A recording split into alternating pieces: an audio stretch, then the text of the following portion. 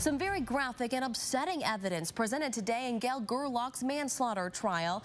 Gerlach says he was acting in self-defense when he fired the shot that killed Brendan Kaluza Graham as the 25-year-old drove away in Gerlach's stolen SUV. KXLY4's Jeff Humphrey joins us live with a look at today's testimony that included autopsy photos. Jeff? Kylie, in this case, prosecutors had to prove that a bullet fired from Gerlach's gun killed the suspect, but these postmortem pictures also illustrating for the jury what the shooting victim was able to do and not do in the last seconds he was alive. Prosecutors say while Gail Gerlach's car was stolen from his driveway, Gerlach's safety was not in jeopardy when he fired a single shot at the fleeing thief. And you'll see that Mr.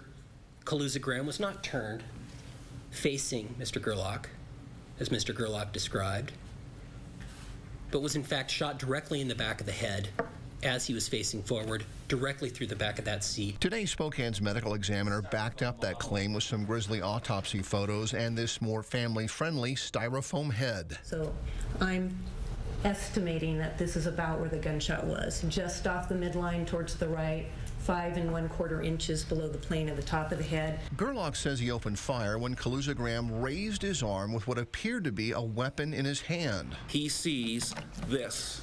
As it turns out, Kaluza Graham was armed the day he was shot. Dr. Aiken said she found a knife in Kaluza Graham's pants during autopsy, but Aiken also said after Gerlach's bullet severed the suspect's spine, there's no way he could have ditched a weapon out the window or put that knife back in his pocket. What about eject some type of weapon or other item out the window of the car? Unable. He would be completely unable to move physically after this injury. Dr. Aiken thinks Kaluza Graham also immediately lost consciousness, and that's why the stolen vehicle crashed into a garage about 2.5 blocks away from the defendant's driveway, narrowly missing kids waiting for a school bus. Prosecutors say that's another dangerous consequence of Gerlach's use of deadly force, but defense attorneys think only car thief Kaluza Graham broke the law that day. The evidence is going to show that since Gail Gerlach feared for his life, he is not guilty. One more, please. And the evidence is going to show that Gail Gerlach is the victim, not the criminal. Kylie, tomorrow is a down day for the court, and so we'll see the lead detective in this case offer his testimony on Monday. Mr. Gerlach will also be taking the stand in his own defense. Jeff Humphrey, KXLY4.